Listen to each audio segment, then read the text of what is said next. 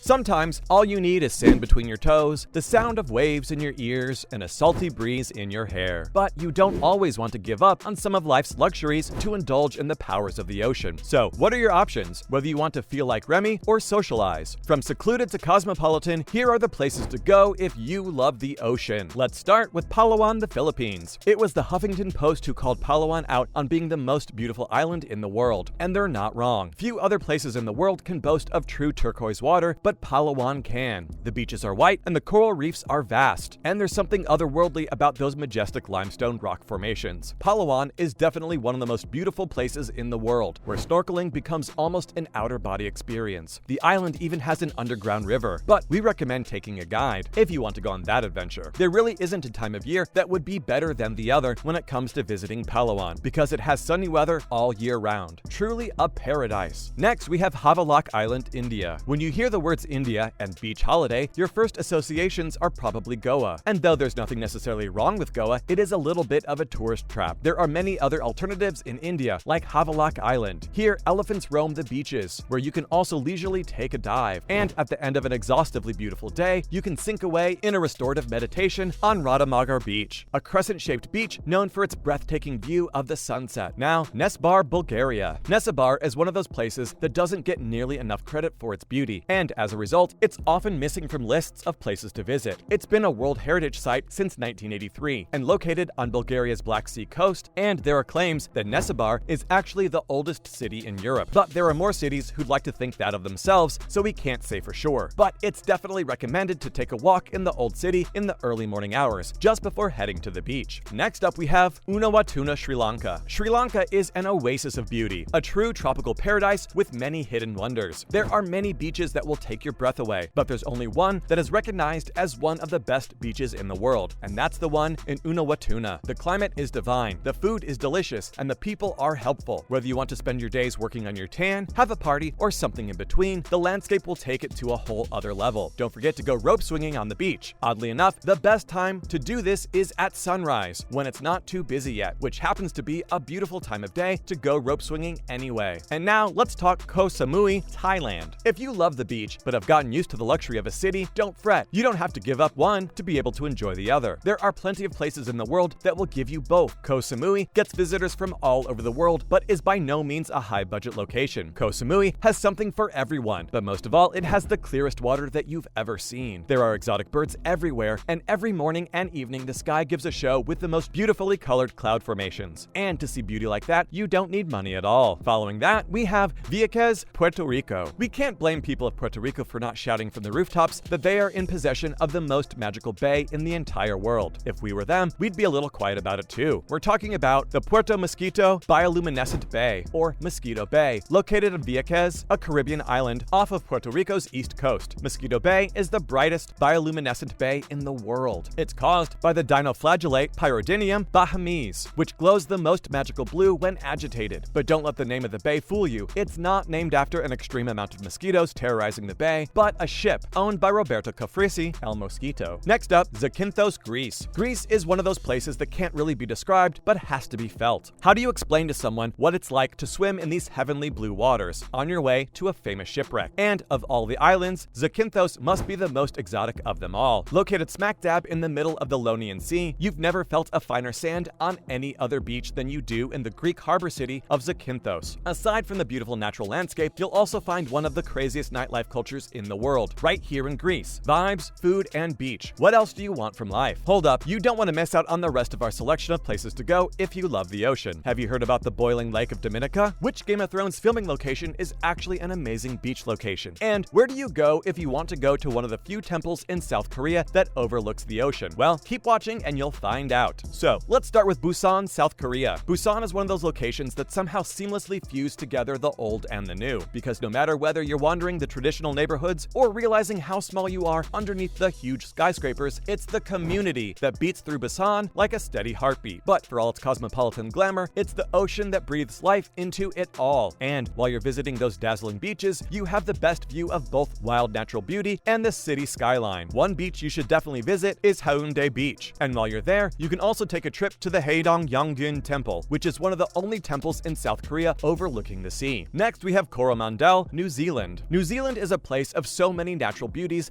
that it's a bit unfair to the rest of the world. Here you find raging rivers, jagged mountains, steep fjords, rolling pasture lands, active volcanoes, trout-filled lakes, and of course, scenic beaches. Coromandel is widely known for the Driving Creek Railway. This is a narrow-gauge train ride through the mountain forests and takes you past interesting pottery sculptures. And the 1900s Coromandel Gold Stamper Battery still processes gold from rock to this day. But the only real reason you should want to visit Coromandel is because of Cathedral Cove. The only way to get there is either by boat, kayak, or on foot, and it's quite the trip. But once you've been there, you'll see it's more than worth it. And now, Dominica, West Indies. Not to be confused with the Dominican Republic, though Dominica is sort of in the same corner of the world. Dominica is a beautiful island in the Caribbean that doesn't get as many visitors as its beauty would suggest. There's a beautifully diverse fauna and flora, edged with gorgeous beaches. And the landscape, there's really nothing like it. The island is dotted with natural springs, but the most interesting one is probably the one called the Boiling Lake. You'll find the flooded fumarole east of Dominica's capital, Roseau, and is usually enveloped in a cloud of vapor because the grayish-blue water is heated by the heat of the earth. It's the second one in the world, and one of those things that everyone should see in person at least once in their lifetime. But even with a natural wonder like that, nothing beats the tranquility of the ocean. And with the white beaches you find here, the sunrise is bound to inspire nothing but awe. By the way, the biggest hot lake in the world is located in Waimangu Valley, near Rotorua, New Zealand. That one's called Frying Pan Lake. What? And lastly, Dubrovnik, Croatia. Croatia is a country steeped in beauty and culture. A place that should absolutely be on your bucket list of travel locations is Dubrovnik. Though small in size, this city hides some amazing beaches, with most of the city hugging the stunning Croatian coastline. And if your standard beach isn't your thing, there's a whole variety of beaches to choose from here. From rugged beaches with cliffs and rocky coves to secluded little swimming bays, calm and clear, whatever you're in the mood for. Maybe you can combine your love of the ocean with a dash of culture and plan your trip during Rijeka Carnival. And in case you didn't know, Dubrovnik was the main filming location for Game of Thrones' King's Landing. That was it. Some of the places to go if you love the ocean. What is your favorite location and why? Is your favorite location not in this list? Let us know what your favorite place to connect with the ocean is in the comments. Sorry if it isn't. Thanks for watching.